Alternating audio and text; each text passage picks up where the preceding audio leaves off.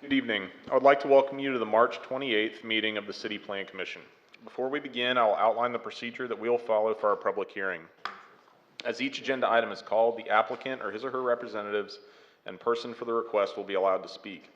Then, persons against the request will be allowed to speak. If there is opposition to the request, the applicant will be allowed to make a short rebuttal. All persons wishing to speak need to come to the microphone at the front of the room. Please state your name and address for the record. All statements made should be relevant to the agenda item and limited to 3 minutes. If there are several persons in favor of or opposed to a request, we encourage you to allow 1 or 2 persons to act as spokesperson for the group. If you like, a spokesperson for a group may request that the group stand and be recognized. While public discourse is very important to the Commission, we have to maintain order in the meeting so that all persons may be heard and city business may be conducted.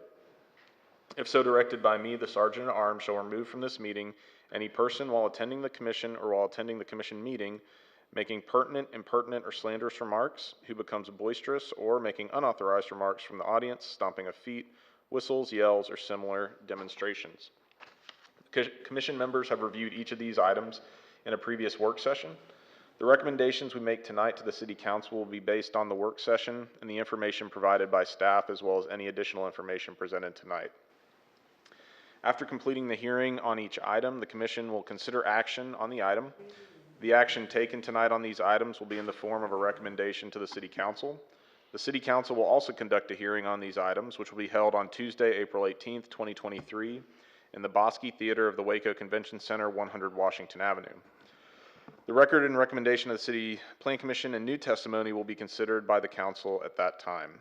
The first item on our agenda is the approval of the meetings of our February 28th, 2023 work session and business meetings, and February 28th, 2023 work session and business meetings, and February 28th, 2023 work session and business meetings. Are there any changes or additions? Seeing none, they stand approved as written. If you have your agenda in front of us, we'll start with our subdivision plats. We will be taking no action tonight on item 1. With that, what are the next subdivision plats we'll be looking at tonight?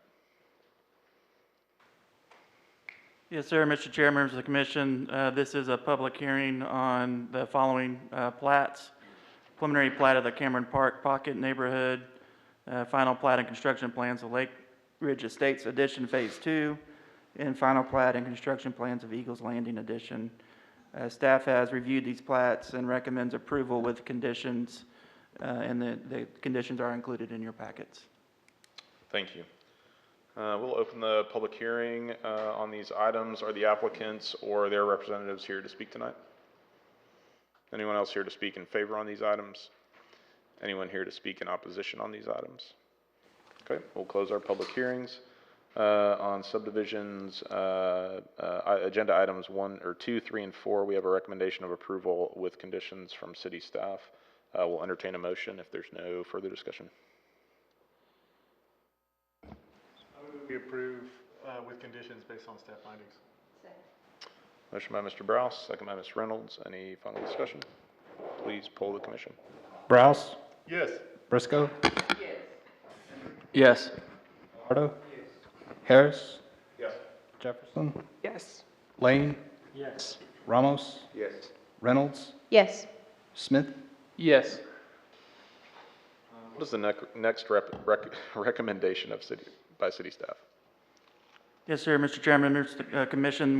This is item 5, which is the public hearing on the final plat and construction plans for Lake Waco Business Park Addition, and staff does recommend approval on this plat.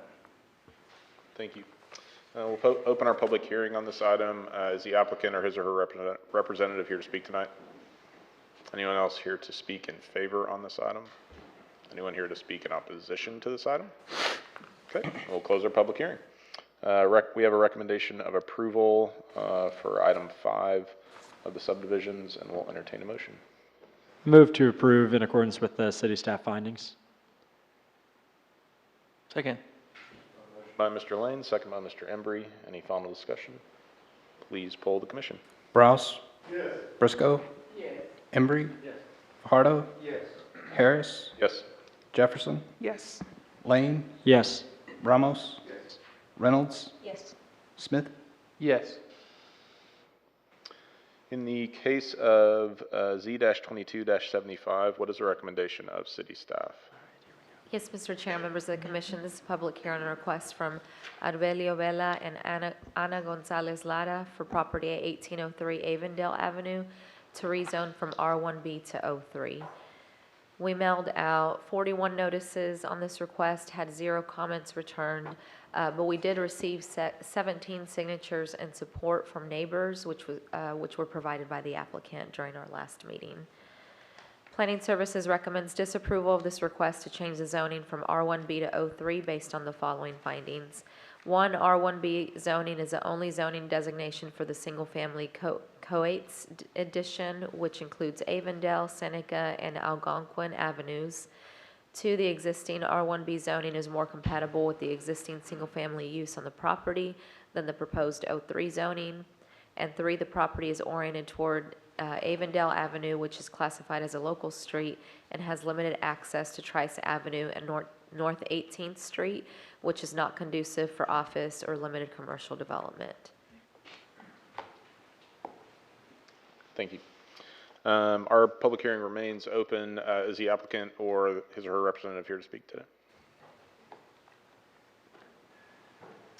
Come on down, state your name and address. Any comments you have for us? Arbelio Vela, this is my wife, Ana Gonzalez. So pretty much, you know, like we discussed last time, we canvassed the neighborhood. Neighborhood is accepted us as far as, you know, we got signatures. We spoke, like the gentleman I was telling you about, her uncle. Him and the architect that he has, he's an engineer. They went out, they said a parking lot could be approved, could be made to accommodate the parking spaces. And like I told you, as far as in regards to the business itself, it's not a high traffic business. It's appointment based, traffic is controlled. You know, being a nail salon, or my wife being a nail tech, and then we'll be selling nail products. And then on Maple, there's also a traffic light. So as far as traffic itself, you know, traffic, you know, is controlled there with the light. So it's easy to get out and, you know, in and out as far as from Avondale to 18th Street. And it's right there off the corner. As far as the other end, as far as it being a residential or a family home, just being on that corner, you can't put a privacy fence because then it creates, you know, it's not safe to put a privacy fence because then you can't see the cars that are coming. So it would be hard to make it a family home in general. I know I'm just outweighing just on the thought process of that, but yes, sir. Yeah, I have one question, maybe you can answer or your wife. I think in one of the prior meetings, y'all mentioned that that you currently work at or have worked at comparable places. Can you give us an idea of what, on your highest volume day, what that would look like in terms of people at the shop? The max, I'm gonna say she does, so about 3 sets a day. Okay. And then, and that's in the whole day, because, you know, they charge pretty well. Mm-hmm. And then they take their time. And then as far as retail, right now, we're maxing around 2 a day. Okay. So pretty much that would be, you know, 5 vehicles coming in at any one time throughout a business day. And it would be controlled. Mm-hmm.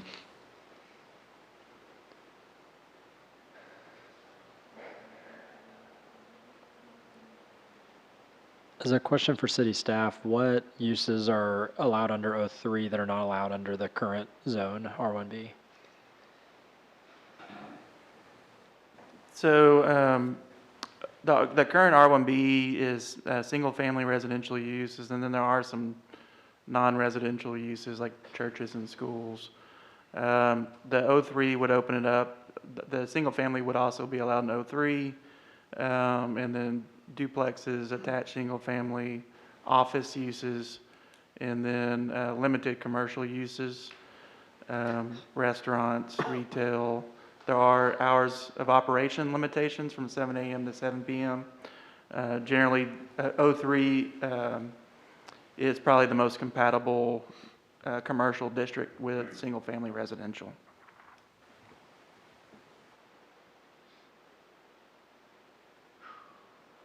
Any other questions for the applicant?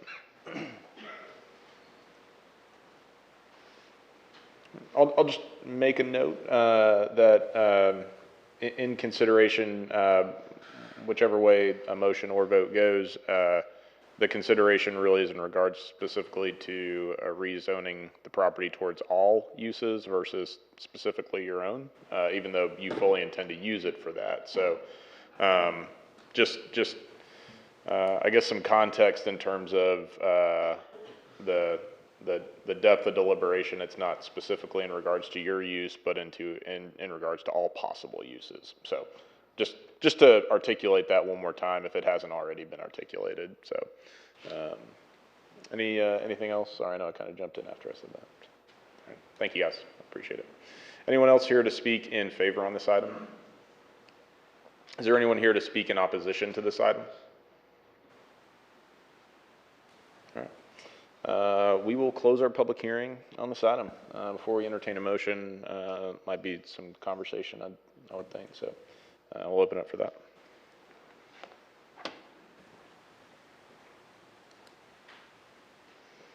Also, I struggle with this one because it is right off 18th Street, which is a pretty commercial thoroughfare. But at the same time, it doesn't have great access to 18th. And it is the only, it's all R1B right there in that 3 or 4 block. Well, 1 block over is not, but everything in the residential area is. So I kind of hate to see an encroachment in an all residential thing as well. While I don't think his proposed use would be terribly interruptive to the neighborhood, I just think I have a little bit of a problem breaking into that R1B zoning. That's kind of where I'm at. Kind of torn between the two as well, because like Mr. Villa said, even if you put a fence back there, it's still going to be for a family to live there. It's still going to be hard for a car to be able to see when they're coming off 18th Street, if I'm not mistaken.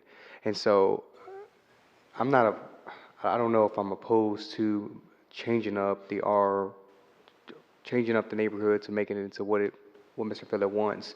But I think that's the only conflict that I have as well, is if the family was to live there, the backyard fence will be covering up and making it a safety hazard, I would assume, for the 18th Street, people coming down 18th Street. I will say to that there are other streets in Waco that have developed the same way. Like, for example, Waco Drive. Our office is off of Waco Drive, and our office is zoned O3, and every lot behind us is zoned R1B. And that's kind of consistent where some of those law firms and other things are there along Waco Drive. That's kind of the zoning there as well. And so, I guess I just say that to say that this kind of development of zoning of O3 isn't necessarily unforeseen as far as other parts of the city are concerned. Yeah, I think one kind of concern I have in terms of the potential future uses, if you look at just all allowed O3 zoning, that potentially would have a higher use or higher rate of usage, I suppose, than the applicant's intended use is, down the road, if they were converted into that section of 18th, a little squirrely at times.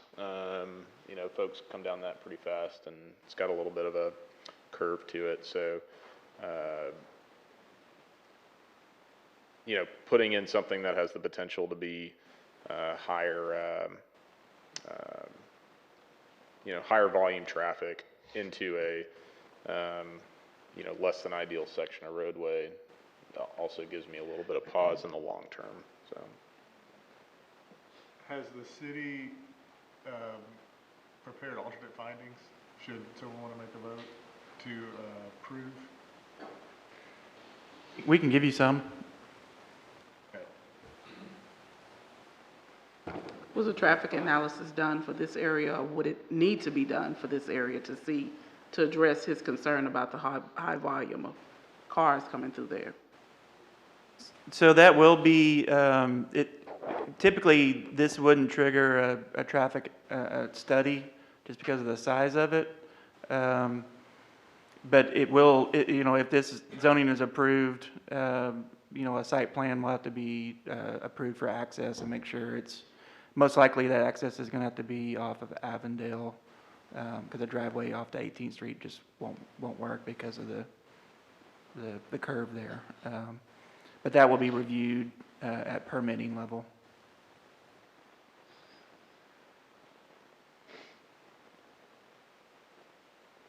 This has been continued 3 times already.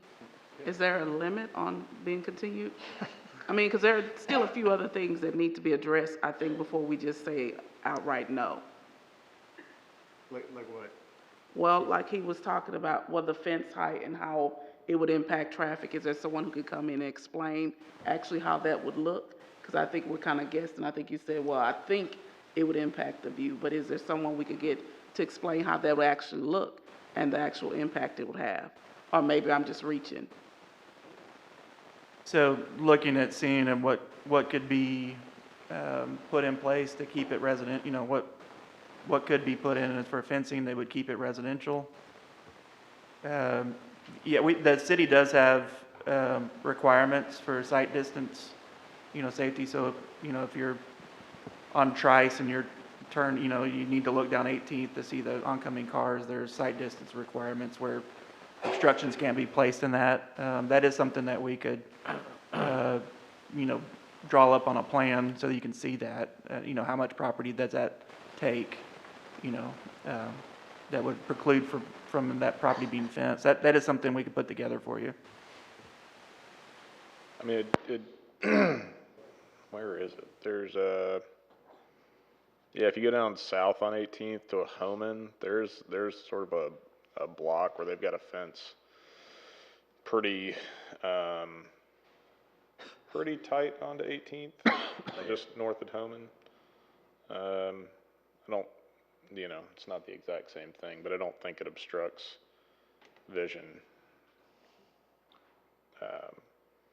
Were you to construct a fence within the property line of the, and again, I think we're all pretty conflicted on this one, so I'm not saying one thing or the other, just to say, I imagine a fence, a standard privacy fence, it would be my guess, which is, take for what you paid for it, but, wouldn't obstruct the view.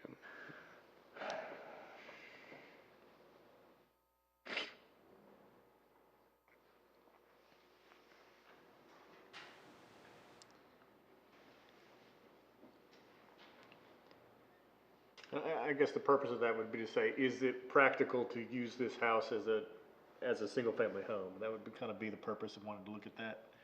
Is that practical, or is it more well-suited for an O3 type use? I guess it's been R1. Do we know how long it's been a single-family home? I mean, forever? Forever, yeah. Since 70, 80 years, probably.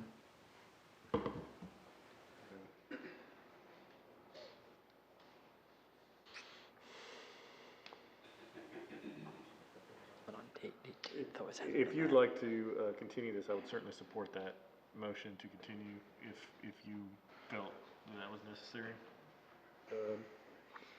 Ms. Briscoe?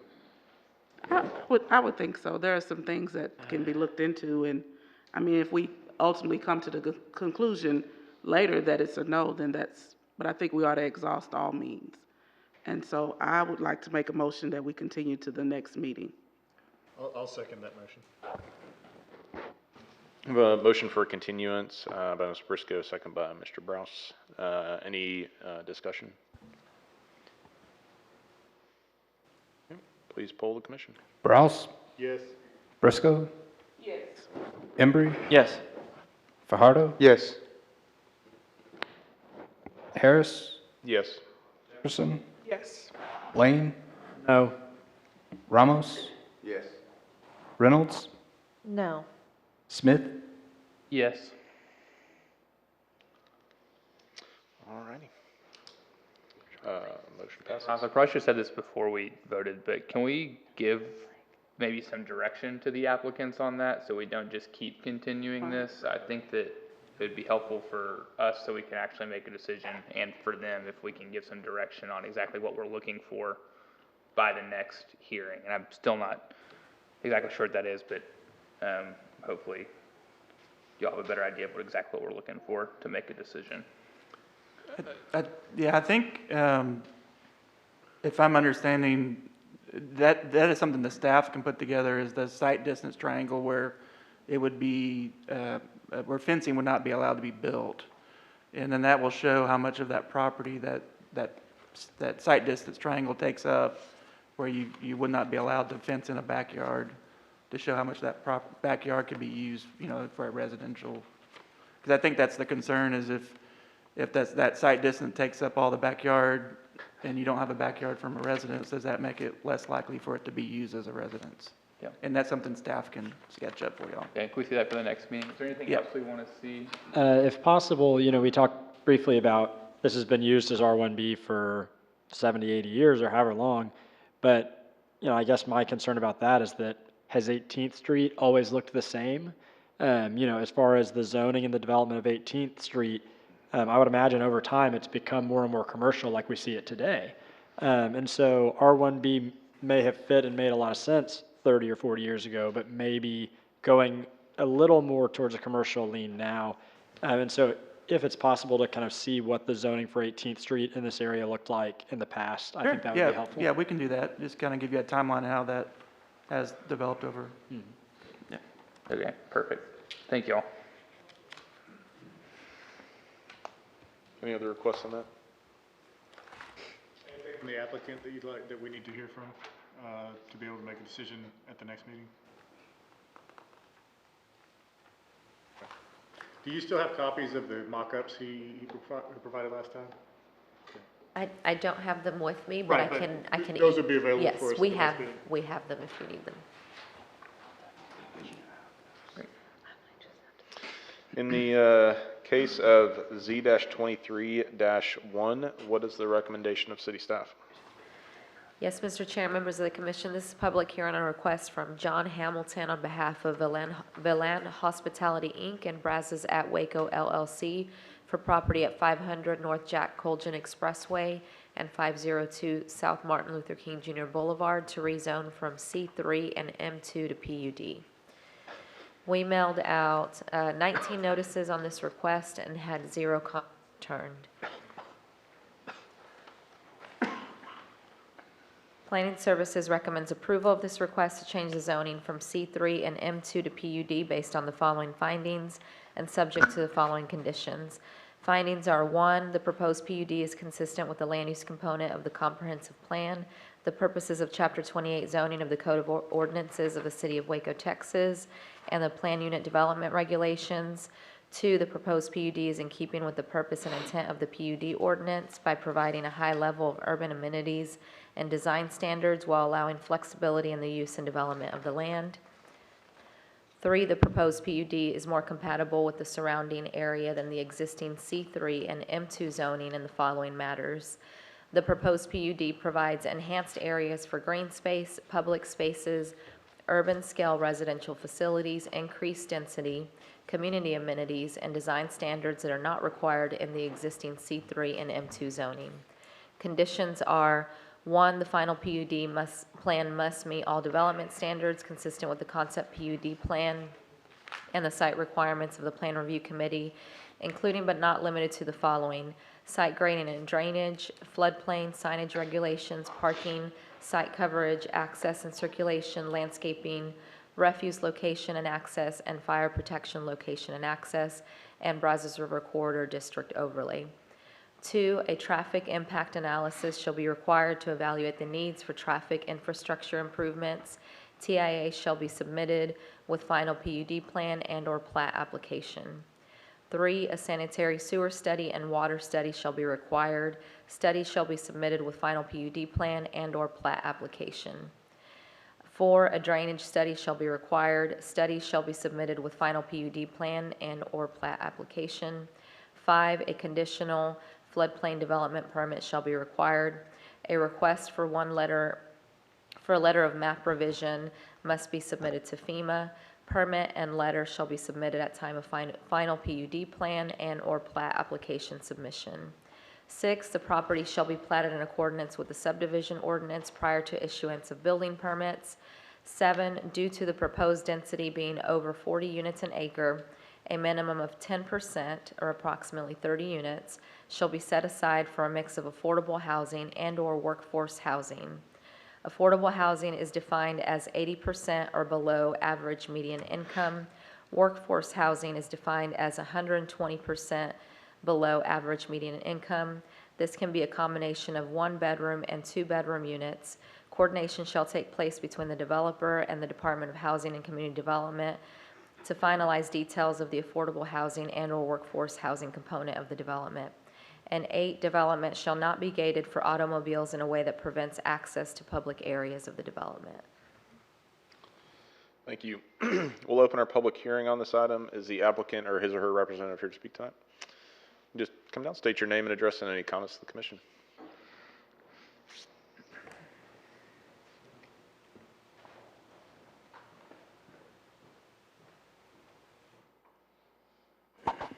Good evening. John Hamilton. I'm with RLG. I'm the civil engineer on this project. We're very excited to bring this development to y'all here in Waco, and I think it's a very well thought out plan that we have with mixed use. A couple things noted in there, especially the gates and the affordable housing. We've had quite a bit of neighborhood engagement with NERNA and then opened up to all of Waco. The 2 findings that we had were with affordable housing and access. So we wanted to make sure that we included those pieces. The affordable housing aspect of it is not typically in a zoning, but we went ahead and set a 10% minimum for the affordable housing. And then also we have the main purpose of the PUD being the height restriction. That is right now slated at 30 stories for the PUD. Right now the design's at 28 stories. That is all I have for right now. Any questions for the applicant?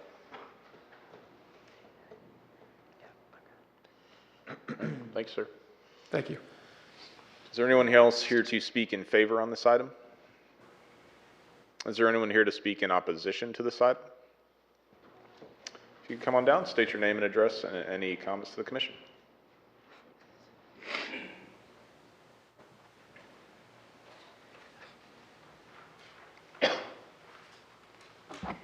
Jeanette Bell, 228 Spring Street, Northeast Riverside Neighborhood Association, Waco 76704. A PUD is a residential community with convenient access to private, high amenities for high-income residents. PUDs are designed like self-sufficient, self-contained, small towns within a neighborhood and community to make life convenient for their residents only. History shows that PUDs are created as means to improve blighted areas, but fail to do so when the underlying causes of blight, decay, and disinvestment aren't addressed. Also, the PUD will adversely affect the adjacent properties and any of their permitted uses. What we want is inclusionary zoning in mixed income communities. We need permanent affordable housing for low to moderate income households instead of PUDs, which do not address our needs in East Waco. Inclusionary zoning would help preserve mixed income neighborhoods in Waco that are experiencing housing burdens and low vacancy rates. Waco needs an affordable requirement ordinance and inclusionary zoning, but new development can create certain criteria that will help a percentage of proposed affordable units set aside for low and moderate income households. The Northeast Riverside Association has long advocated for inclusionary zoning as a viable market-based strategy for increasing affordable housing and to create mixed-income communities, not PUDs.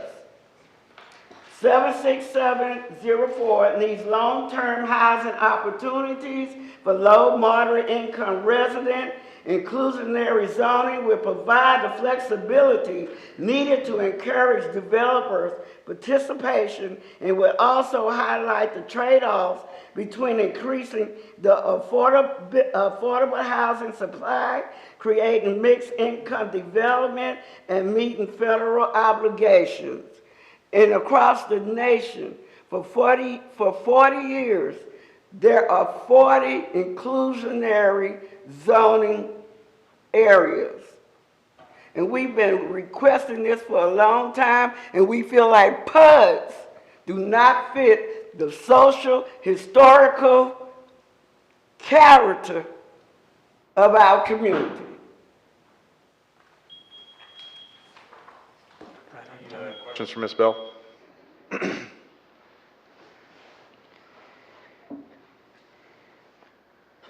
you have a chance, were you one of the folks who had a chance to talk with the developer on the affordable housing component of the plan? Yes, they did say 10% would be affordable housing, but with PUDs, that's not gonna work. I mean, with the income levels to live in a condo, you have to have extremely high income. You know what I'm saying? So workforce, affordable housing, subsidized, not gonna work in condos, okay? We're not gonna see any units that, anybody that would have that affordable type income for affordable, yeah, it just don't fit. It does not fit. They are high-end development with high-end amenities that the public will have no access to. It's like a contained community within a community. And it just doesn't fit our social, historic, and cultural character of our neighborhood. It's more things we need, more type of housing that we need in our communities. We don't have any amenities. We don't even have a grocery store. You know, nothing is accessible in East Waco. Waco has a 5,000 housing units shortage. If you subtract the 10% from that 300 units, that'll be about 30. Subtract 30 from 5,000, and what do you have? So that's not really taking care of our shortage. Placemaking shouldn't be displace making. It shouldn't mean gentrification. It shouldn't mean homelessness.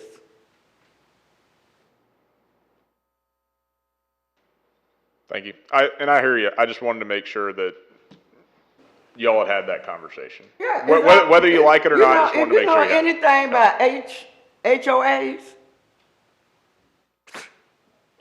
the monthly fees, I mean, this is high-end development for a low to moderate income community. Well, thank you, Ms. Bell. I appreciate it. Is there anyone else here to speak in opposition on this item?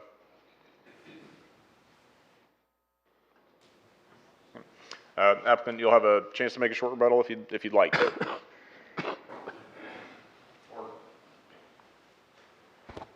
I don't have much of a rebuttal. The main thing I would just like to do is clarify one aspect of it, which is the affordable housing aspect.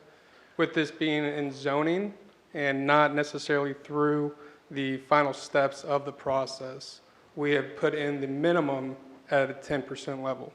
Now with city participation, that is definitely, with this being in a TIR zone as well, that is definitely potential for that number to increase. The types of affordable housing, that also is dependent upon those negotiations with the city and what the city would like to see. but that is not necessarily part of this zoning case. That is a minimum that we want to put in there to make sure that the community understood that they were heard. Follow-up question based on the opposition's comments.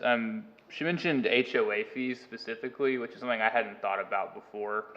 Have y'all gotten that far in the development as far as how the HOA fees would interact with the affordable housing component? Has that been a consideration at all? We have not gotten that far in the development, no. I'd like to ask one other thing that Ms. Bell brought up.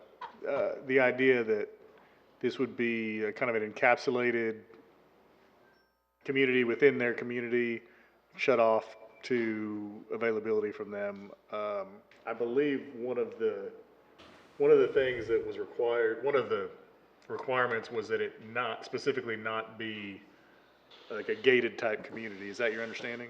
That's correct, and that's exactly what we want. This is open to every person from Waco, from anyone that's traveling to Waco as well. It will not be gated, it will not be closed. We have a retail component at the bottom, on the first floor, pretty much throughout. And that, we also want for the local community to be able to come in and be the tenant of those locations, of those leases. And so we've actually heard some different ideas of how we might be able to get the local community in Nerna to actually make it advantageous for them with how we design those units out.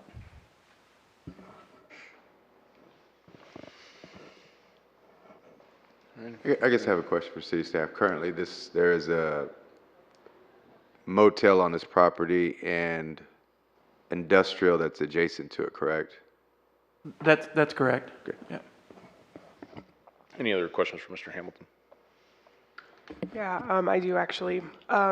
In a lot of this conversation, obviously we're using, the term affordable and whatnot. Are you able at this point to kind of share some sort of numerical value that's attached to that to give an idea of what we actually mean when we're saying affordable?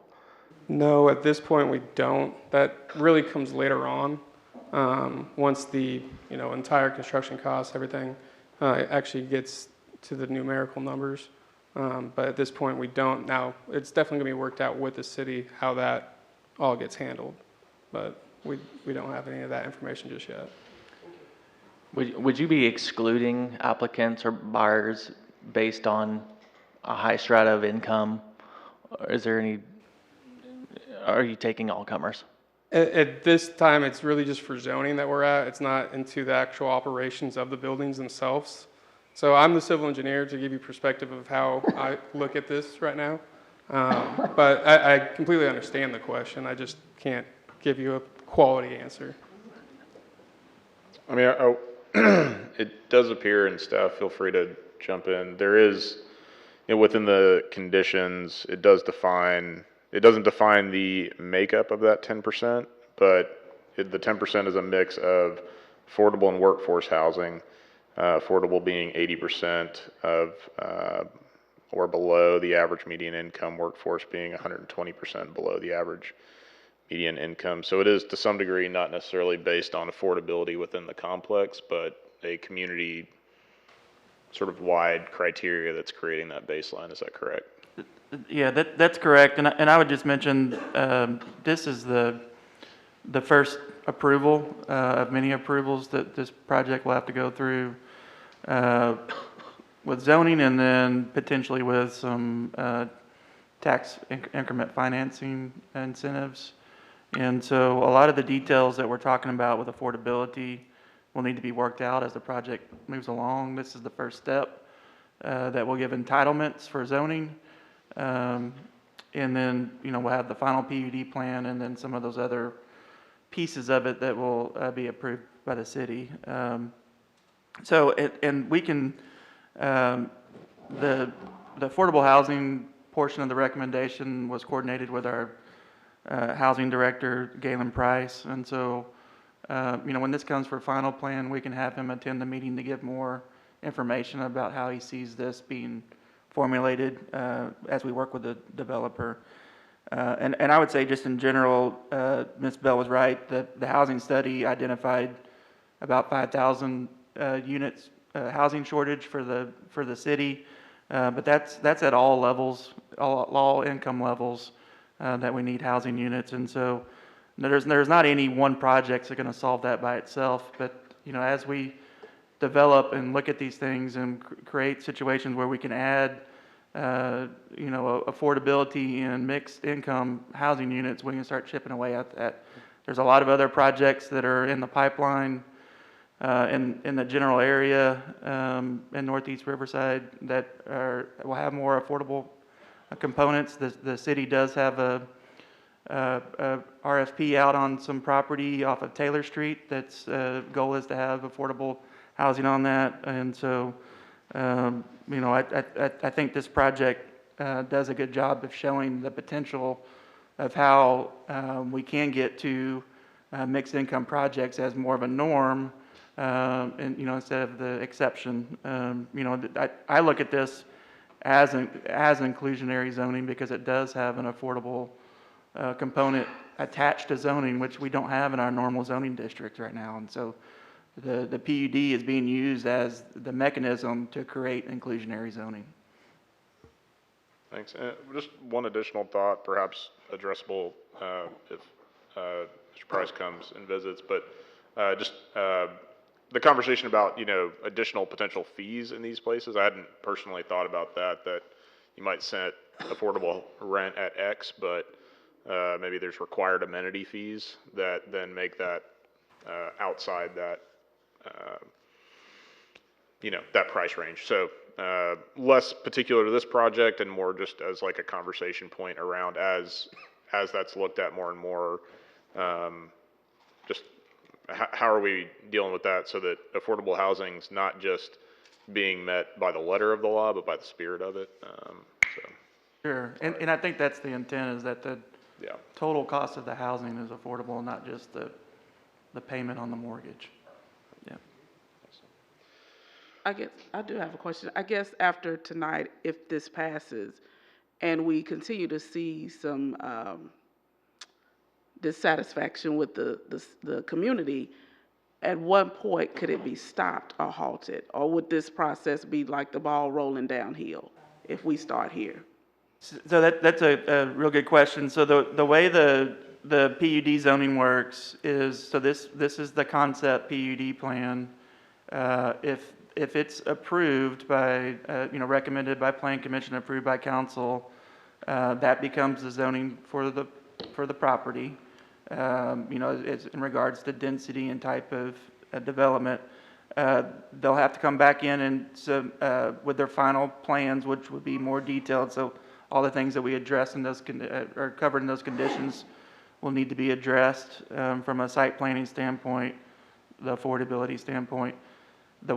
Once the concept plan is approved, if the final PUD plan meets all the requirements of the PUD ordinance and the conditions, then it's, it needs to be approved by ordinance. So the concept plan, if there's concerns about the concept, the zoning change, then this is the level where it needs to be hashed out. Because once the concept plan is approved, as long as the rest of the plans are consistent with that concept, I mean, there's obviously details that can be discussed and hashed out and worked out. But overall, if they come back and meet all those conditions and all the requirements of the PUD and all the issues with traffic and drainage and affordability and access and all that are worked out and are consistent with the concept, then the ordinance says that the city shall approve those plans.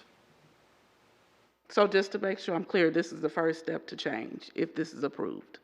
So within that change, things can be tweaked, but basically it would be a go if it's approved tonight. Correct, and unless they come back with something completely different. If they came back with their final plans for industrial or no affordability, then we could say, nope, that's not consistent with what we approved with the concept plan. We're not approving that. Okay, it makes sense. I guess what's concerning me is when we discussed it earlier, I assumed that the neighborhood association was a little bit more on board with the process. And hearing the concern tonight, I don't know if we're ready to even address it at this point to approve it to move forward.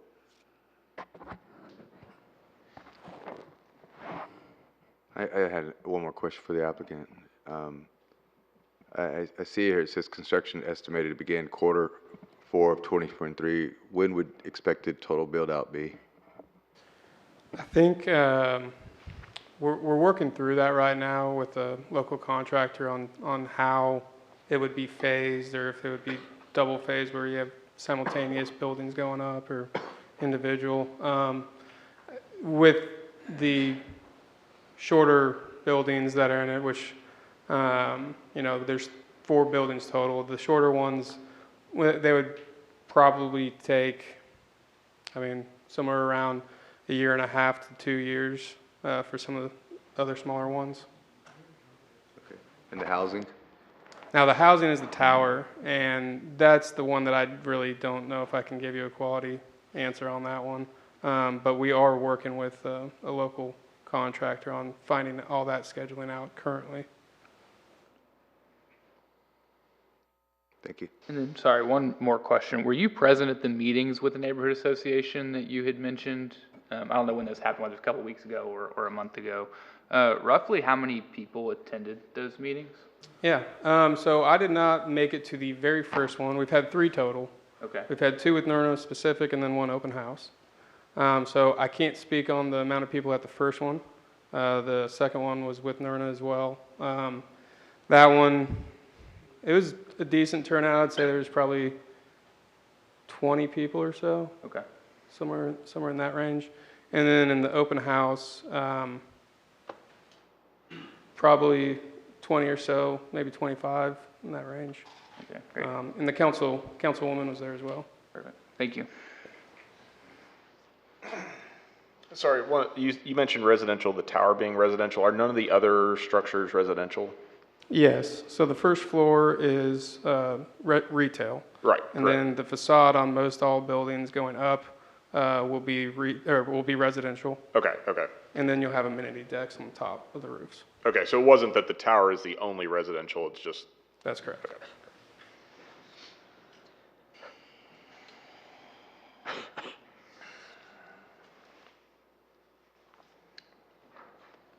Any final questions for the applicant? All right. Thank you, sir. Thank you. We will close our public hearing and open it up for any discussion.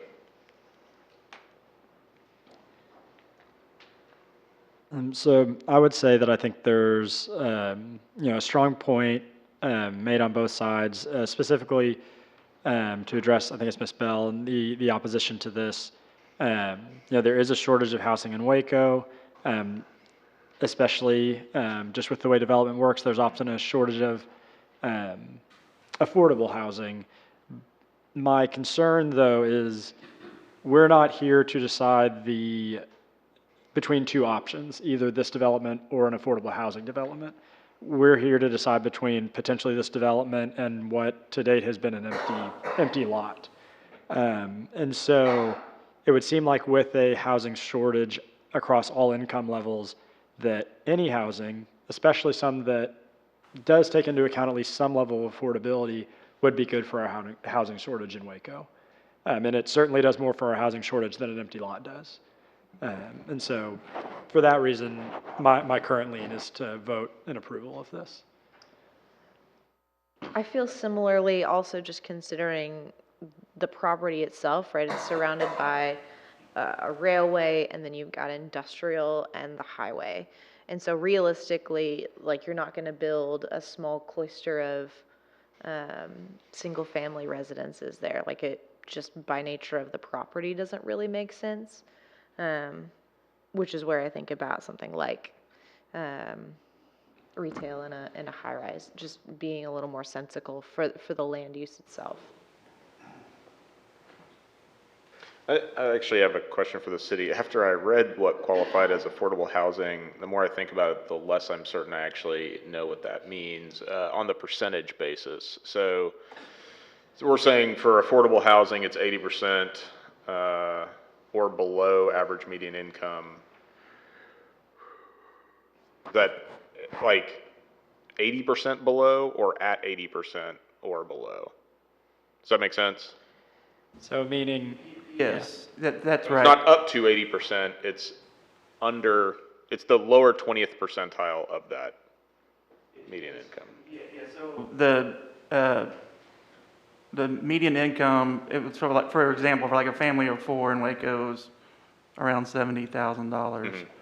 And so, 80% and below would be the 80%, and then 120% and below would be the 120% of that income for $70,000. So just to make that math easier, let's just assume that the median income was 100,000. Yeah. To qualify for affordability, a family of four would need to make $80,000 or less annually. Correct.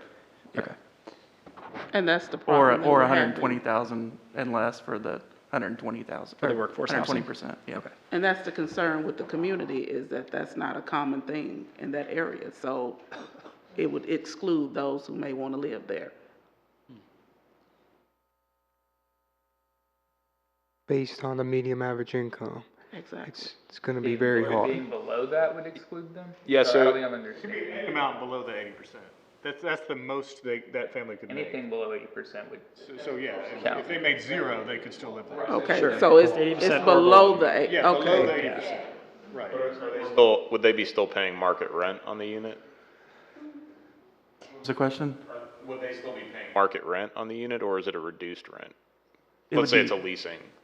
Yeah, it- it would be reduced rent. Okay. Yeah, because the way it works is that the housing affordability is supposed to be 30% Right. of your income, so.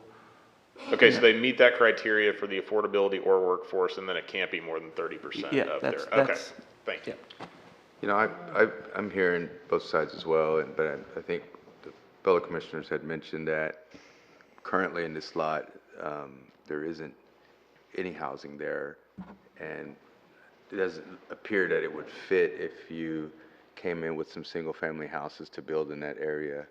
They wouldn't fit in that area because it is industrial adjacent on three sides of it. So this does sound like there is an option to add to the housing market that does give a component of it to provide some form of affordability, affordable housing to it. How that is scaled out it depends on interpretation for, what level it is, but I agree that it is adding some housing to this community.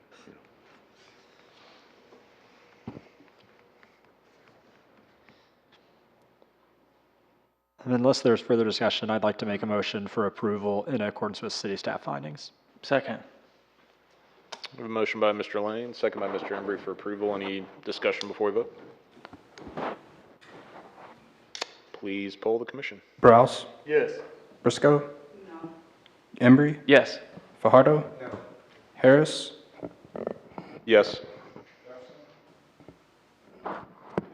Yes. Lane. Yes. Ramos. Yes. Reynolds. Yes. Smith. Yes. In the case of Z-23-5, what is the recommendation of city staff? Yes, Mr. Chair, members of the commission, this is public hearing on a request from McCann Adams Studio on behalf of North Paw Partners LLC for property at 2001 North Martin Luther King Jr. Boulevard to rezone from R1B and O2 to PUD. We mailed out 18 notices on this request and had 0 comments returned.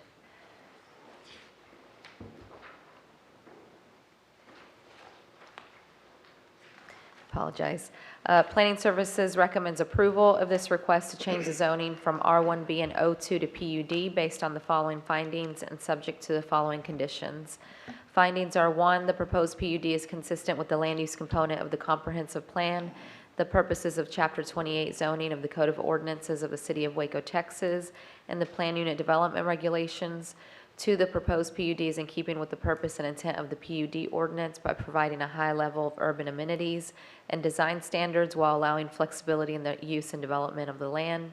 Examples include a variety of housing types, increased usable public open space and neighborhood amenities, enhanced pedestrian facilities, and architectural controls. 3, the proposed PUD density of approximately 6 units an acre is more compatible with the surrounding neighborhood than the existing zoning, which has a maximum density of approximately 10 units an acre. Conditions are, 1, the final PUD plan must meet all development standards consistent with the concept PUD plan and the site requirements of the Plan Review Committee, including but not limited to the following: site grading and drainage, floodplain, signage regulations, parking, site coverage, access and circulation, landscaping, refuse location and access, fire protection location and access, and the Brazos River Corridor District overlay with the exception of lot coverage for townhouse lots. 2, a traffic impact analysis shall be required to evaluate the needs for traffic infrastructure improvements. TIA shall be submitted with final PUD plan and/or plat application. 3, development will include widening a section of Martin Luther King Jr. Boulevard to accommodate a right turn bay at the proposed entrance. 4, a drainage study shall be required. Study shall be submitted with final PUD plan and/or plat application. 5, the property shall be platted in accordance with the subdivision ordinance prior to issuance of building permits. 6, do the proposed exceptions to minimum lot size and building setback requirements. A minimum of 10%, or approximately 24 total units, shall be set aside for a mix of affordable housing and/or workforce housing. Affordable housing is defined as 80% or below average median income.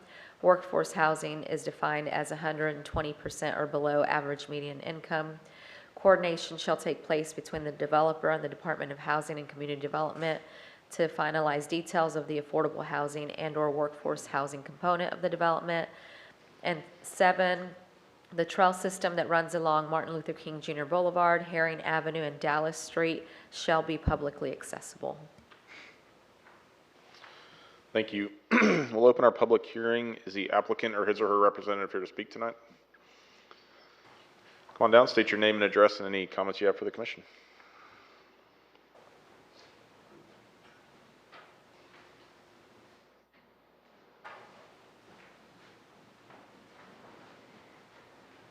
Taylor Allen, 400 Garland. I am with North Paw Partners, the applicant, and just here to answer any questions, but we're excited about the opportunity. Jim Adams with McCann Adams Studio.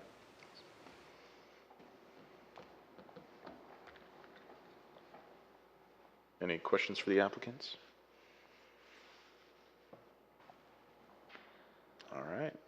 Well, easy for you. Oh, Sorry, go ahead. I had to check my notes to make sure. Yeah, this is the yeah, right for one. sure. Yeah, so earlier during our work session, I had the question that city staff wasn't able to answer, but do you guys have a sense of what the pricing is going to look like for the range of these homes? Yeah, I mean, these are going to be, market prices. So I don't have a firm pricing. I think will be as low as $250,000, especially for the affordable component. We're in conversations with Grassroots, a local nonprofit that specializes in building affordable units for folks. So certainly thinking through that, but we're still in the budgetary and really getting our construction prices under control. Okay, thank you.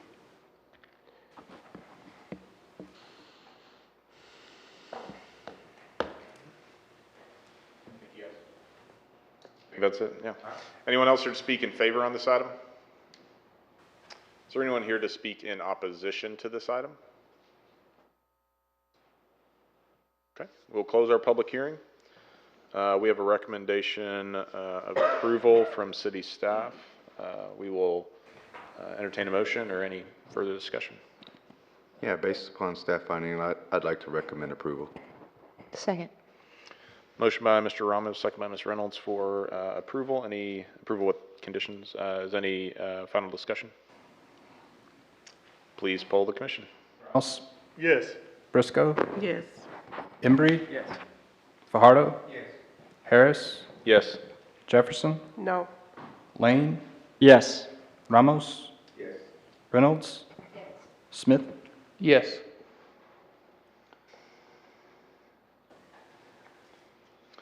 In the case of Z-23-7, what is the recommendation of city staff? Yes, Mr. Chair, members of the commission, this is a public hearing on a request from Dennis Williams on behalf of Polyglass USA, Inc. for property at 1701 Exchange Parkway for an amendment to a special permit for production, processing of products of a non-hazardous nature which is not a permitted use and which will not be injurious or offensive to the occupants of adjacent premises in an M2 district. We mailed out 17 notices and had 0 comments returned on this request. Planning Services recommends approval of the special permit subject to the special provisions and conditions and based on the following findings. 1, that the proposed use is consistent with the comprehensive plan. 2, that the proposed use is compatible with the appropriate and orderly development of the area in which it is located. 3, that the proposed use would not be more objectionable to neighboring properties because of traffic congestion, noise, fumes, vibrations, or any other characteristics than any use permitted in the zoning district without the grant of a special exception. And 4, that available community facilities and services, including the road system providing access to the proposed use, are adequate for the proposed use. These findings are required for the granting of a special permit as per section 28-122 of the City of Waco zoning ordinance. And we will open our public hearing. Is the applicant or his or her representative here to speak tonight? Come on down, state your name and address any statements you have for the commission.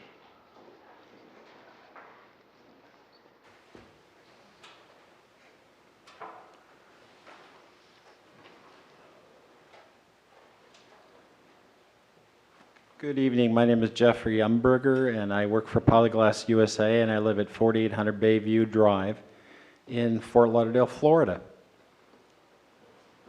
Welcome to Waco. Good evening. My name is Dennis Williams. I'm a representative with Corporate Contractors. We are the contractor that would be building this project, and I'm going to turn it over to Jeffrey. He's more prepared to ask any questions that you may have and talk a little bit about the project. I'm excited to be here tonight. This is my second visit. I was last here in 2015 when our first permit was submitted and eventually approved. The plant's been operating for 5.5 years. It's a family business, privately owned, and has been for these past 31 years. This is the 31st year in business, and it's our 6th year in business in Waco. We really appreciate the support, and we love the site, we love the business, and we're here tonight to tell you we're expanding. We'd like an approval for our permit to be able to expand the site and add more jobs. And I have some handouts, but I did want to just quickly cover. I think you have the expansion plan, and we've got some renderings of some new landscaping proposals for the site. Sure. Perfect. Thank you. The, gosh, I guess I need my glasses. The site at 1701 Exchange Parkway, when we located there in 2015, it was just us and the services building next door and a bunch of cornfields. Today, it's very developed, and certainly we're excited to see some of that development and be part of that. And we have paid over $14 million in wages since we started up in 2017. The proposed expansion should add another $275,000 in wages per year, but we can't, really say how many we would hire. This expansion will allow us to grow as a company and strive to continue to be the employer of choice in our sector. The hourly employee average wage is about $55,000 per year, so this is not a minimum wage job, and it's, we're looking to develop people and get people into management, because most of our promotions come from within, except for a few of the very senior people we've hired. Most everyone there is from Waco. And since we started up, we paid over $4 million in taxes to the county. And other than that, I just wanted to thank everyone here and say I'm happy to be back, and I'm glad you're looking at our permit modification for the site, because we're very excited to continue to grow in Waco. Thank you. Any questions for the applicants? Excellent. Thank you for making the flight, so. I do have one question. I'm looking at the proposed expansion. It says it gives a dollar amount in wages. Is there a number of positions that it's looking to add? Currently, we have 65 employees, and I guess with the expansion, I can't say exactly how many more there would be, but if you look at the average wage, it's about right now, $55,000 per person per year. That would be a combination of base salary and overtime. And being a family business, we really work hard to make sure that we offer jobs that are, that the people are happy with. We've tried to expand and add shifts, and people basically say we don't want to work weekends, so we're running 3 shifts, 5 days a week, and that's probably what we'll continue to do in the future, because we're very much family-oriented as a family business and privately owned. Thank you. You're welcome. Thank you. Anyone else here to speak in favor on this item? Is there anyone here to speak in opposition to this item? Okay, we will close our public hearing. Recommendation of approval from city staff. We'll entertain a motion or further discussion. Yes, Mr. Chair, I move that we approve based on staff findings. Second. Motion by Ms. Reynolds, second by Ms. Briscoe. Any final discussion? Please poll the commission. Rouse? Yes. Briscoe? Yes. Embry? Yes. Fajardo? Yes. Harris? Yes. Jefferson? Lane? Yes. Ramos? Yes. Reynolds? Yes. Smith? Yes. In the case of Z-23-8, what is the recommendation of city staff?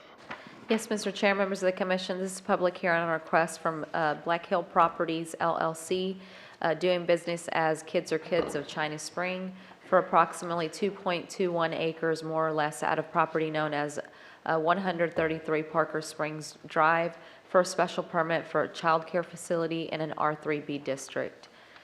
We mailed out 12 notices and had 2 cards returned, 1 in favor and 1 with no comments.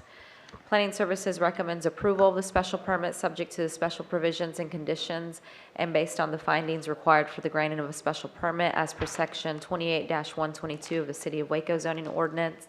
And I did want to highlight a couple of our conditions for the special permit. This permit shall be for a period of 3 years and expire on April 18, 2026. At expiration of said period, the permittee shall make an application for renewal of said special permit. If the permit is not renewed, it will be considered abandoned and terminated, and the lawful use of the said premises shall be conformed to the use for which it is zoned under the City of Waco's zoning ordinance. And drop-off and pickup of the child care facility shall be on-site and not on the street. These are a couple conditions that have been pretty standard for child care facility special permits, that time limit and the calling out of the drop-off and pickup locations. We'll open our public hearing. I believe the applicant or their representative here to speak. If you'll state your name and address and any comments for the commission. Good evening, council. Thank you for your time in advance. My name is Jesse Blackwell, and I reside at 12564 Chapel Road, Lorena, Texas, 76655. I'm here to answer any questions about our early education child center. We operate from 6 months old to 12 years of age. You guys know the location. We're looking to change the zoning. Any questions, I'm happy to answer. Any questions for the applicant? Do y'all also happen to operate the one that's in Woodway or no? Yes, sir. Okay.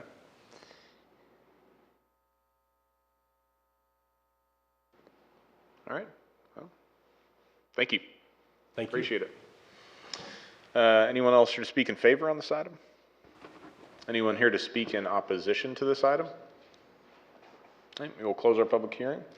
We have a recommendation of approval from city staff. We'll entertain a motion or further discussion. I move that we approve based on staff findings. Second.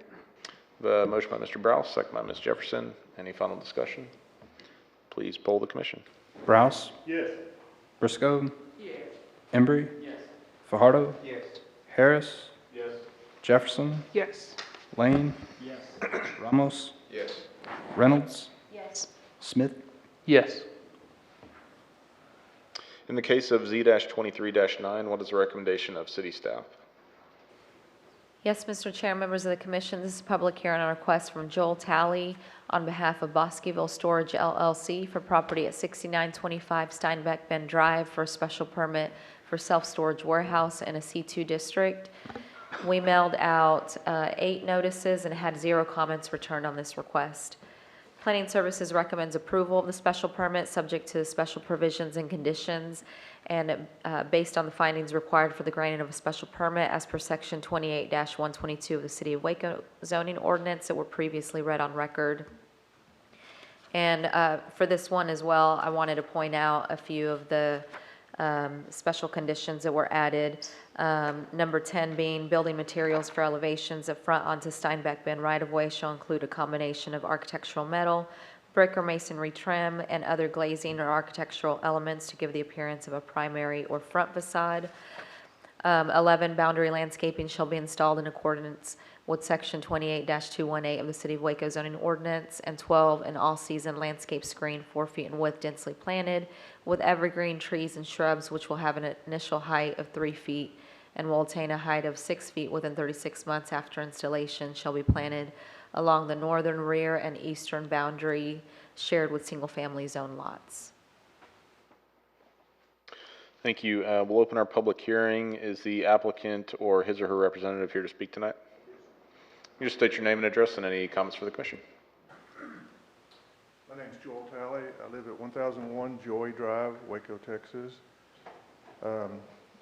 We live about a mile from the property. This is something that we're going to run ourselves, me and my wife. I'm 65 now and ready to retire, and this would be a great little retirement type business. There's a need for this business, the storage of RVs and boats and other large equipment that we think would be filled with this property. If you have any questions, I'll be glad to answer. Any questions for the applicant?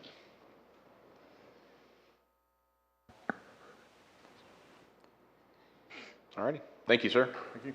Is there anyone else here to speak in favor on this item? Anyone here to speak in opposition to this item? We'll close our public hearing. We have a recommendation of approval with conditions from city staff. We can entertain a motion or conversation.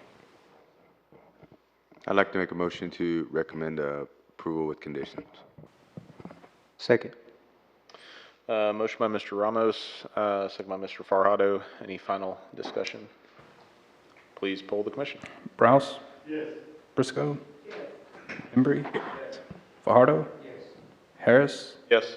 Jefferson? Yes. Lane? Yes. Ramos? Yes. Reynolds? Yes. Smith? Yes. In the case of Z-23-10, what is the recommendation of city staff? Yes, Mr. Chair, members of the commission, this is a public hearing on a request from Cassandra Nunley for approximately 1 acre tract known as 724 Old Steinbeck Road for a special permit for short-term rental type 1 in an R1B district. We mailed out 8 notices on this request and had 1 card returned with concerns. Planning Services recommends approval of the special permit subject to special provisions and conditions and based on the findings required for the granting of a special permit as per Section 28-122 of the City of Waco zoning ordinance, and it is subject to our standard short-term rental conditions. Thank you. We'll open our public hearing. Is the applicant or his or her representative here to speak tonight? Anyone else here to speak in favor on this item? Anyone here to speak in opposition to this item? We will close our public hearing. We will entertain a motion, recommendation of approval with conditions, or any discussion.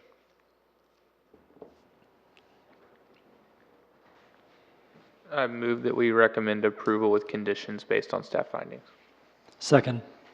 Motion by Mr. Smith, second by Mr. Lane for approval with conditions. Any final discussion? Please poll the commission. Browse? Yes. Briscoe? Yes. Embry? Yes. Fajardo? Yes. Harris? Yes. Jefferson? Yes. Lane? Yes. Ramos, Yes. Reynolds, Yes. Smith, Yes.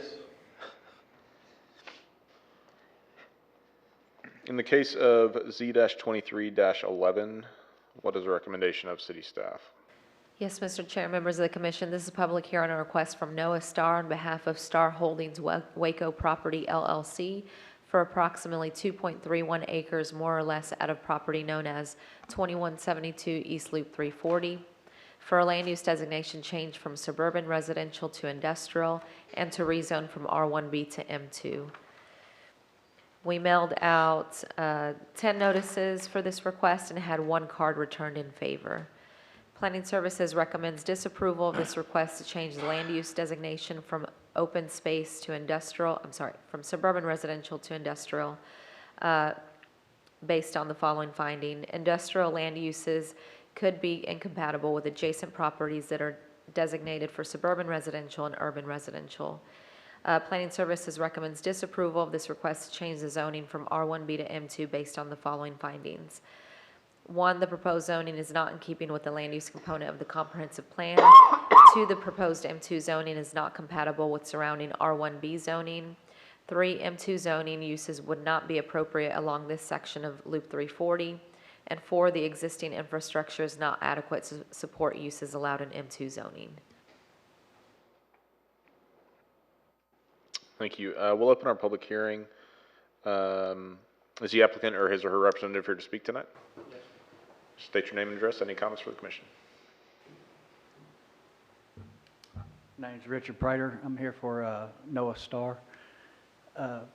About the facility, there's already a facility working, 190 Soul Circle, Eddy, Texas. There's already a storage facility at the facility, at the land. We're just trying to utilize the front part of the property on the land. We've run out of room to grow any bigger. We're actually under construction now with making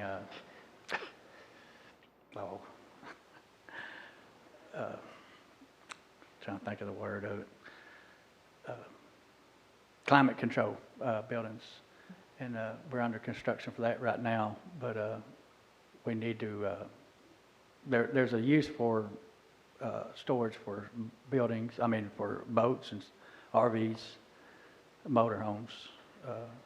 We think it would help the city. People buy boats and RVs, but they can't keep them at their house because they don't have the room. I think it would be good to put this in place for your citizens. I'm here to answer any questions y'all may have. Any questions for the applicant? So you said currently there is a storage facility already on the property? Is that what you said, mentioned? Yes, sir. There's we have 260 units that we're utilizing now, and I believe we're over 90% full at this time. But we've run out of room to put any RVs. We have a few RVs there now, but we've run out of room to store anything to that effect anymore. So we're just asking that, if you look at the property, there's a business next door to it. There's all open field on each side, on the other side of it. I don't see any residents around there. If you drive up and down Loop 340, there's not a whole lot of residents on it. I think it's just a good spot for your citizens to have a place to bring their RVs and such. So y'all's intended usage is, you said, RV storage facility? Yes, sir. We kind of played with the idea of maybe big trucks in there, but we don't want them tearing up our roads going in and out of there, so we kind of threw that out. We're just wanting to do RVs and motorhomes and boats.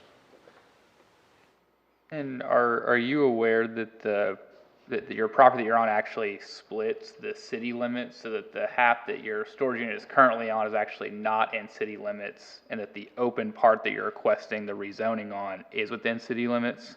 I wasn't aware of that, no, sir. That's kind of the issue that we're having here, is that the city limits bisect your property. And it looks like the same with the business next door. Looks like it's not in city limits where the zoning doesn't apply, and the other part of the property is.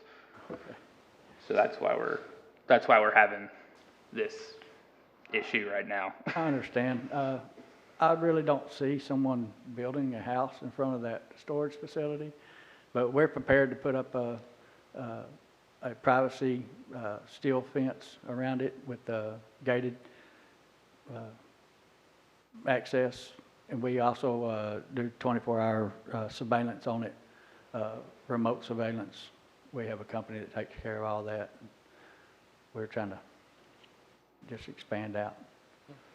I have a question for staff. It looks like some of the opposition is due to the intensity that M2 allows. Would there be a less intensive zoning that short-term, or not short-term, that self-storage facilities would be allowed either by right or special permit that would be more amenable in y'all's mind?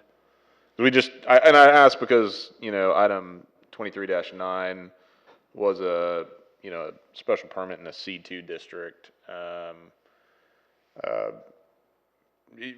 Traffic, their comments were, it's a 60-mile-an-hour highway. Accessing that, wouldn't be ideal. Would likely increase the risk of collision. I don't disagree with that, but it seems like almost any use on that section of road might increase that chance. So I guess, is there a zoning that would be more amenable in the long term in y'all's mind, but potentially still allow the property owner to expand existing usage? So I'll answer the first part of your question Great. first. The zoning districts that allow recreational vehicle and boat storage outdoors, the only zoning districts that allow that are M2 and light industrial by special permit only, or C3 or C5. Now C3 and C5 are zoning districts that are no longer supported under our comprehensive plan and land use plan that comes out of that city plan. And so I guess if we're talking about completely enclosed storage units, that would be somewhat similar to one of the other cases on this agenda. That would be an option by special permit in C2. And so the other, I guess, last option would be to pursue a plan unit development. And that's a much more extensive process where it would establish the use only through that PUD, and there would be potentially design standards and conditions for approval of that plan unit development. I think our initial thoughts would be if a PUD is pursued, that we would need to have some conversations about some design standards for the facility. Thank you. Is it my understanding that you're not planning on constructing anything out there? You just want to be able to have people park their machinery? We're going to extend the fence out and put a cover fence on it, so, it doesn't, people don't just see boats and stuff. Sure, being sure, for stored. the screening, but you're not constructing any structures on that front part of the property? That's not your plan? No, sir, we're not. There may be, he may want to do covered, but, that's something that y'all could talk about. He hasn't mentioned to me about covered, he just opened air is what he brought to me. And being a storage unit, it's not like we have, customers coming in and out all day long. It's pretty much hit and miss on people driving in and out. And as far as I know, we haven't had any accidents at that intersection where we come out at. So I don't see that much more, it's just not like a line of people just waiting to get in there. It's, they show up here and there to get their stuff or put stuff in. Any additional questions for the applicant? Thank you, sir. Appreciate it. Anyone else here speak in favor on this item? Anyone here to speak in opposition? Okay, we'll close the public hearing. I have a recommendation of disapproval on both the land use and the rezoning change by city staff. We'll entertain a motion or discussion. I got a question for the city. Yep. Are y'all aware, it does seem like a funky shaped piece of real estate along this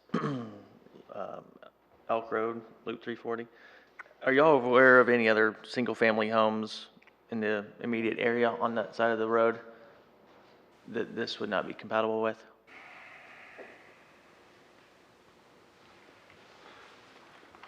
I believe there's a church further north on this side of Loop 340.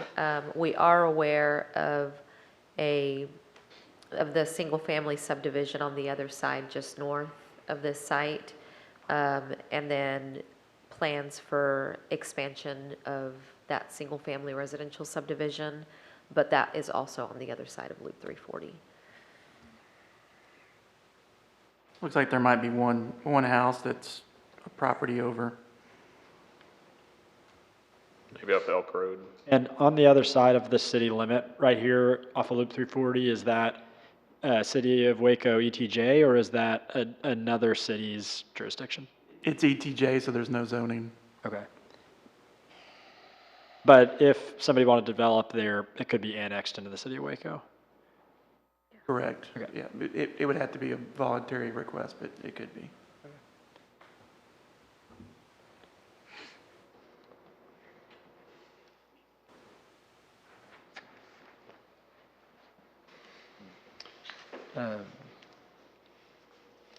Seems like we have another situation where the intended use does not perhaps pose a significant issue, but you also have to consider the totality of the zoning change.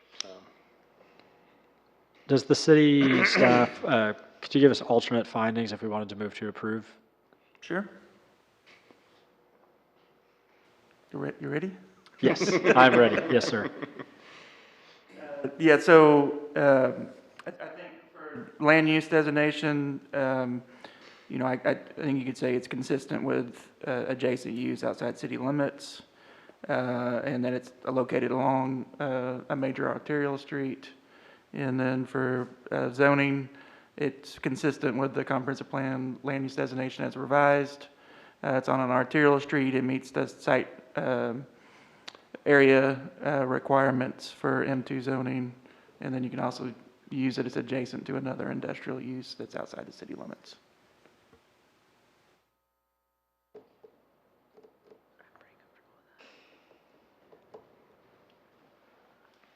So my thoughts are with this being a suburban area and also, you know, having a neighborhood close by, those kind of, people who live in homes often need storage units, and may even have an HOA in the neighborhood that they live in where they can't park their boat or RV. They need an opportunity for a place to do that.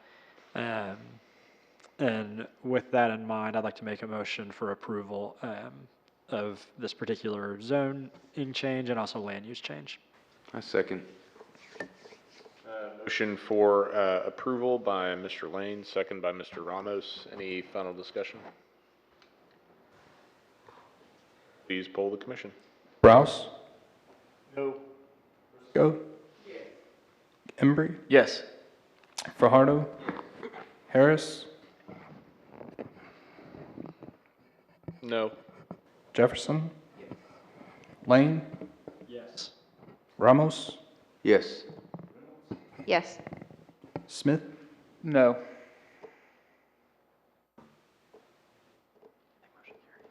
I believe that's a motion pass. It carries? It passed. Yep. In the case of ABD-23-1, what is the recommendation of city staff?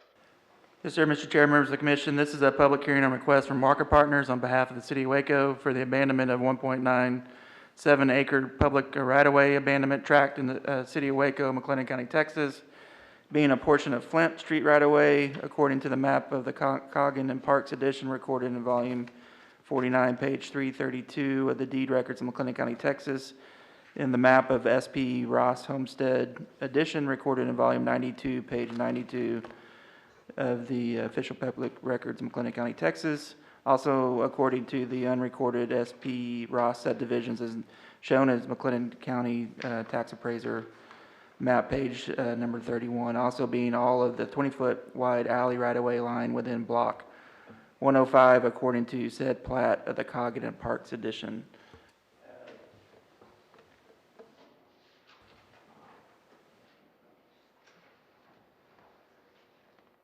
Emailed 24 notices and had 0 return. Staff does recommend approval of the abandonment based on the findings that public use, the right-of-way is not required for proper flow of traffic or for emergency vehicle access to the area, and utility access for surrounding properties not adversely impacted by the abandonment of the right-of-ways. We have 2 conditions written on there, but I'd like to delete the second one. So just the first one would be a 20-foot sanitary sewer line easement shall be retained for facilities that cross Flint Avenue. All righty. We'll open our public hearing. Is anyone here to speak in favor on this item? Anyone here to speak in opposition to this item?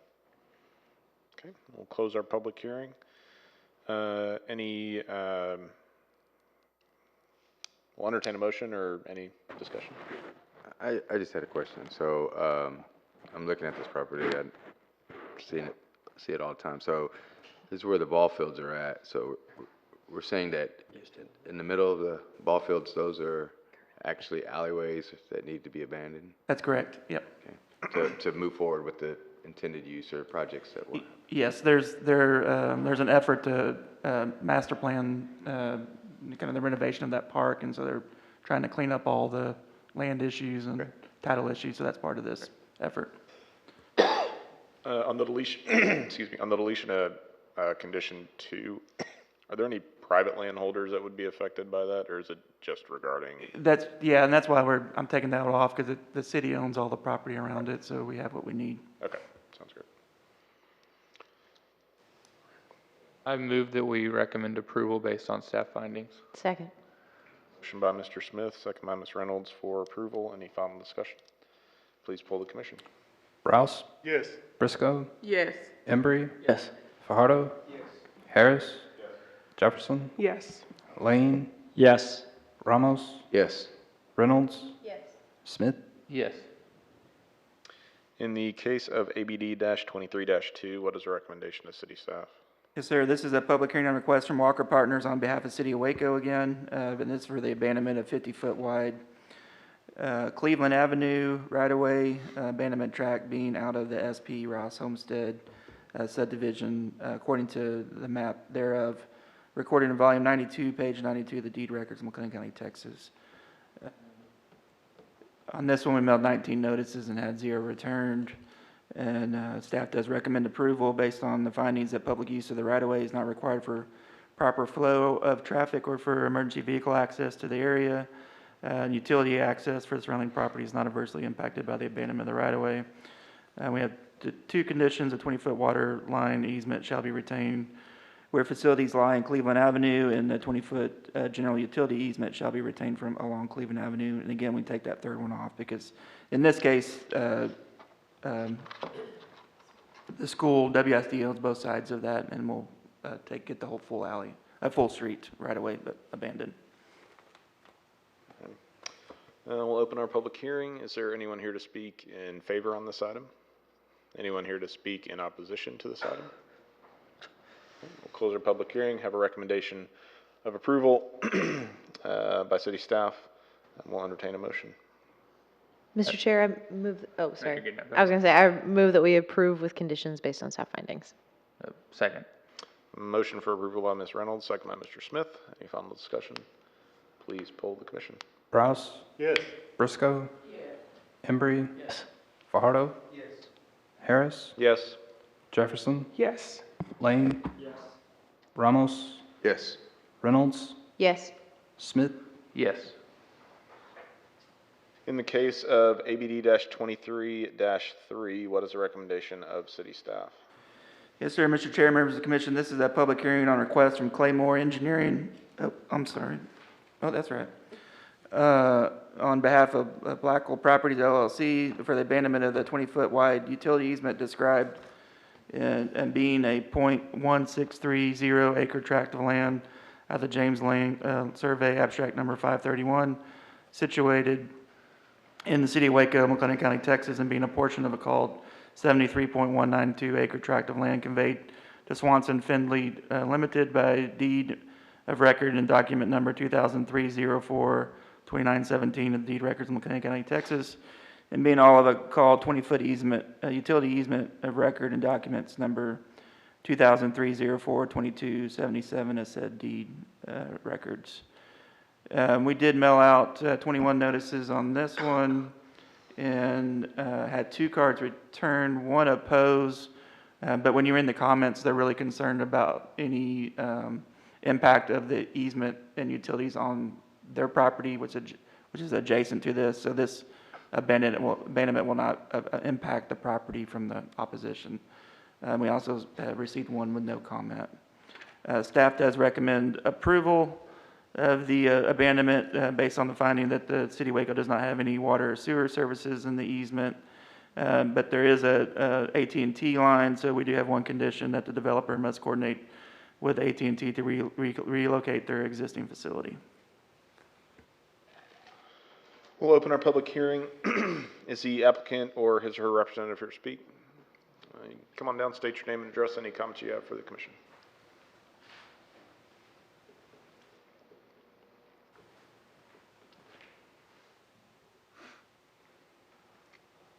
Lynn Rowland, Claymore Engineering, 1903 Central Drive, Bedford, Texas.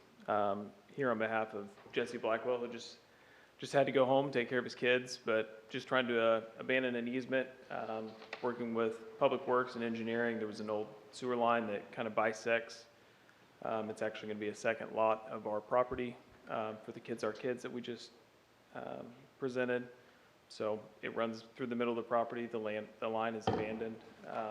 And then we've got ongoing coordination with AT&T to get that line relocated. Any questions for the applicant? Thanks, sir. All right. Anyone else here to speak in favor on this item? Anyone here to speak in opposition to this item? Close our public hearing. We have a recommendation of approval for the abandonment by city staff. We'll entertain a motion or any comments. I move that we approve based on staff findings. Second. My bad. Motion by Mr. Browse, second by Ms. Briscoe for approval. Any final discussion? Please poll the commission. Yes. Briscoe. Embry. Fajardo. Yes. Harris. Yes. Jefferson. Lane. Yes. Ramos. Yes. Reynolds. Yes. Smith. Yes. Our last item tonight is a consideration of an ordinance amendment. If staff would present that to us. Sure. Yep, this is a public hearing to consider an ordinance amendment of the Chapter 28 zoning of the Code of Ordinance for City of Waco, Texas, for the purposes of adding a definition for accessory dwelling unit, determining the zoning districts in each of the accessory dwelling unit will be allowed as permitted use, and establishing design and development standards for accessory dwelling unit. I think it is appropriate that we're considering this tonight after all the talk we've had about housing and the other cases.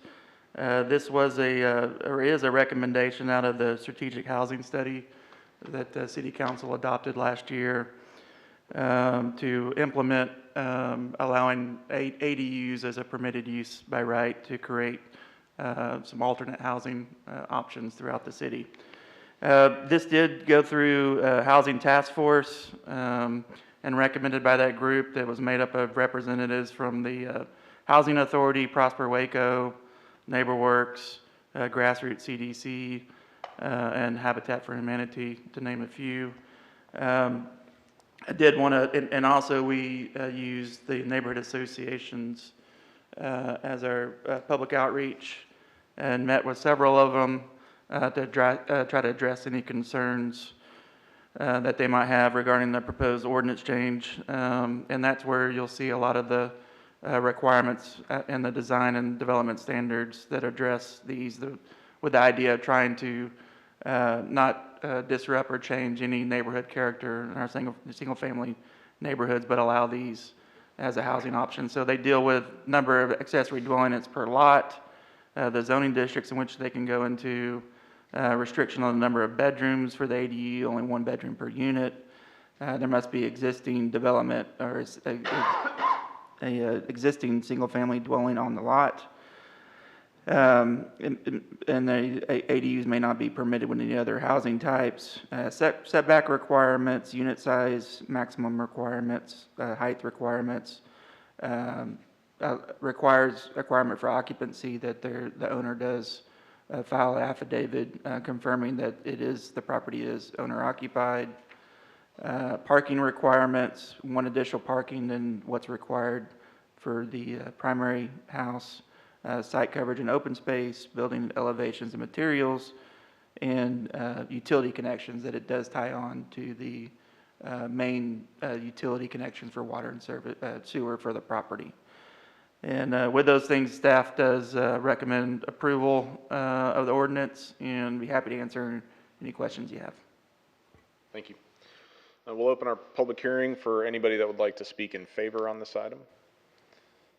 Is there anyone who would like to speak in opposition to this item? You come on down, state your name and address, and any comments for the commission. Well, thanks for sticking with us. You're a trooper.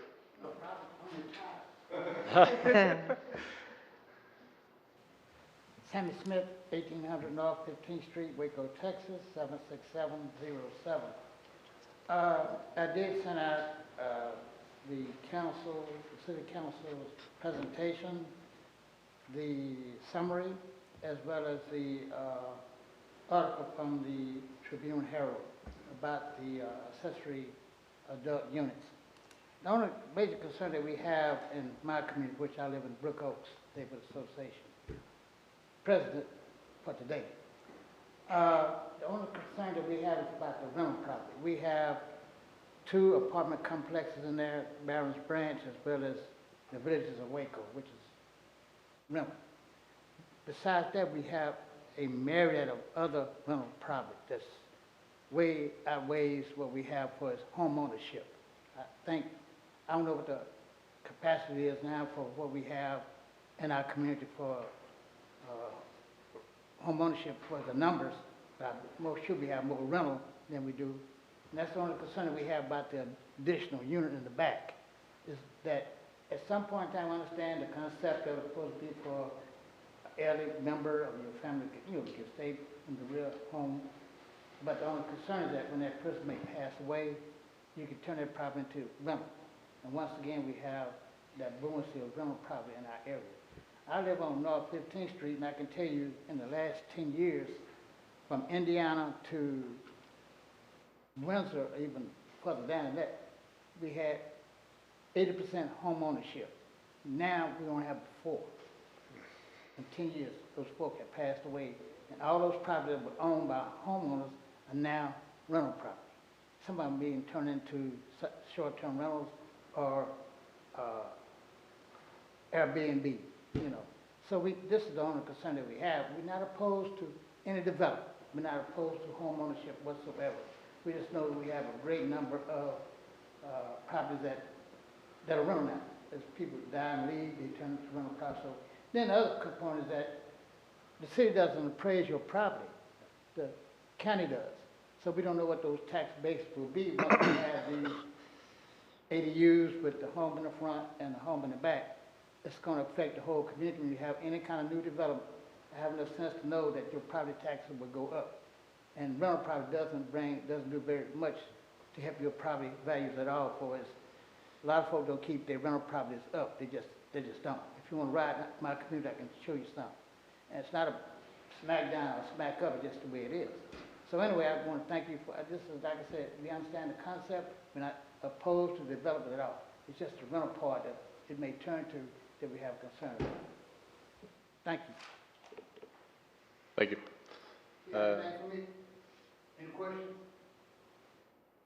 He's taking your job. Yeah. Thank you, Mr. Smith.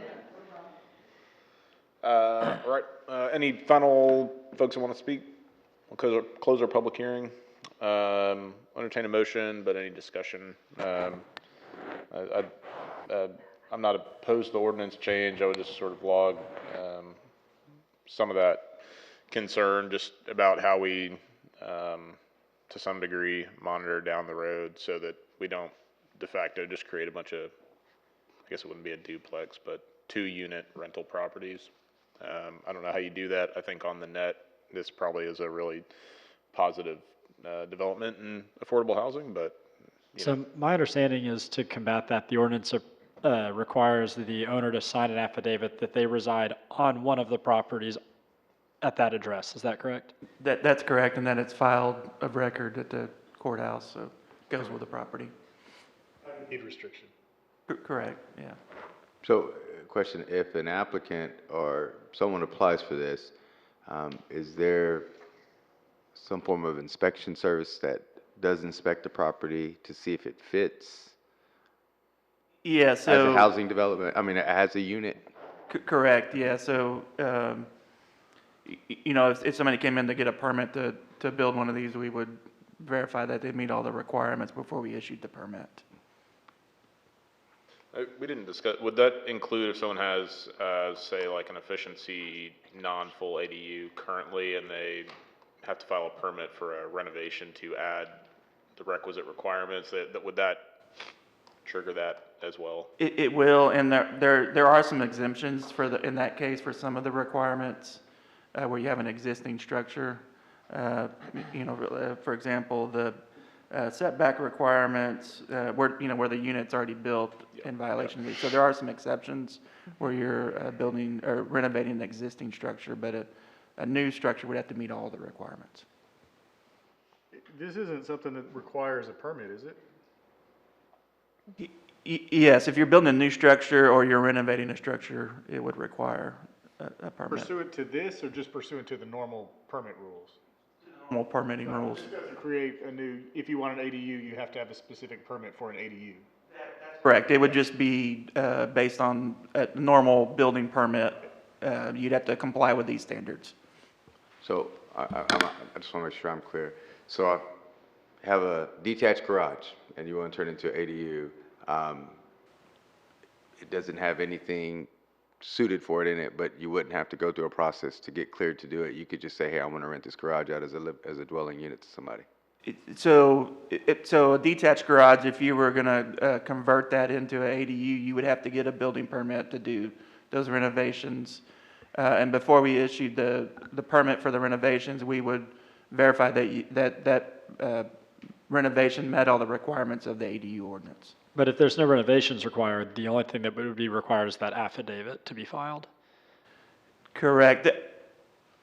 The garage apartment already exists. Well, if it already exists, then it's considered a legal non-conforming use, and there's nothing, because there are a bunch of those that already exist out there. Sure. And so there's nothing you would need to do, unless you just wanted to get it conforming with us, that you would have to do. You could continue to operate it. If it's already built as an ADU and it's there right now, it's considered legal non-conforming.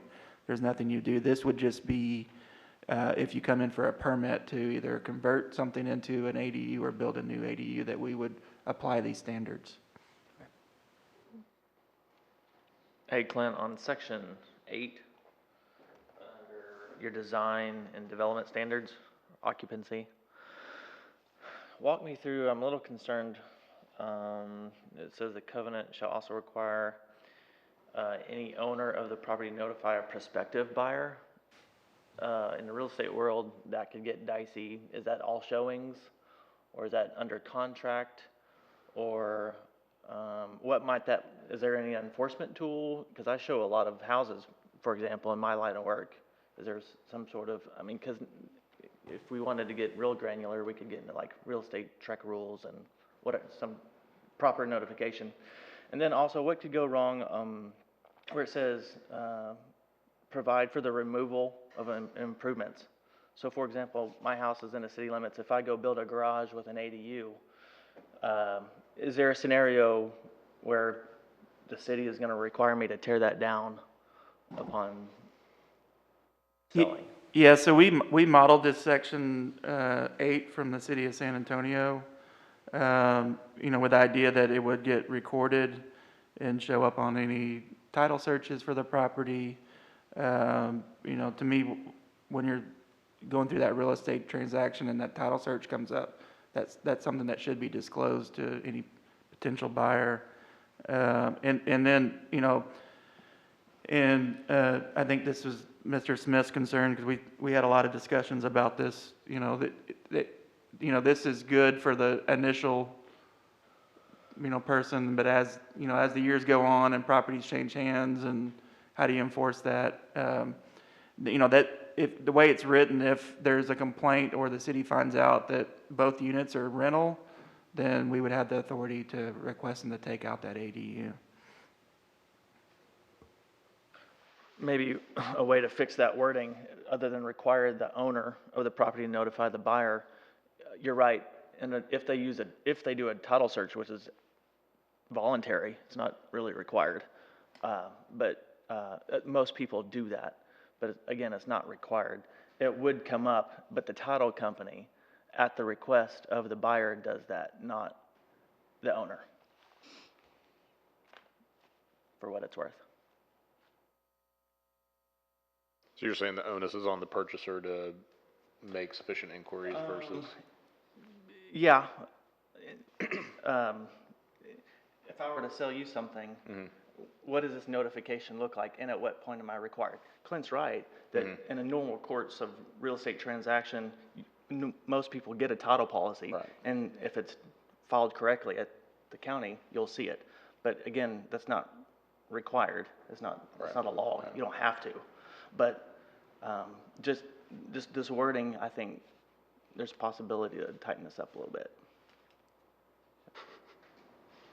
Yeah, it's outside my firsthand experience generally, so yeah. I mean, it seems like it's requiring a seller to let the buyer know that they have to be an owner occupied in order to continue leasing it. Basically tell potential buyers. It's a about this disclosure. I mean, there's seller's disclosures in the TREC form already, so just tack it on. I mean, I think that there's a normal course of action for a seller to disclose things to the buyer, so I don't see why this would be that much different. It's not required by TREC, obviously, but it's still a disclosure. I don't know.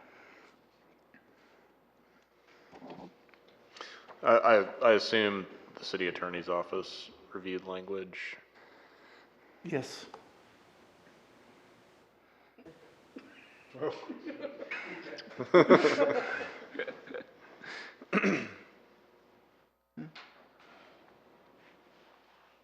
Do we have any further discussion or anything? City's okay with it, I'm okay with it. Okay. Well, then I move that we approve the zoning ordinance change based on staff findings. Second. I did, I really did. For approval by Ms. Reynolds and a second by Mr. Smith. Any final discussion? Entertain a motion. Gosh, long night. Please poll the commission. House. Browse. Yes. Yes. Embry. Fajardo. Yes. Harris. Yes. Jefferson. Yes. Lane. Yes. Ramos. Yes. Reynolds. Yes. Smith. Yes. We have one final unpublished agenda item. Our final motioner will be departing us after this evening. So we have a small gift for Ms. Reynolds, just to thank her for her service to the city, to the commission, and for being a member. We wish her the best of luck just north of town. So. For disapproval? I second. So Ms. Reynolds, you're welcome to come on up.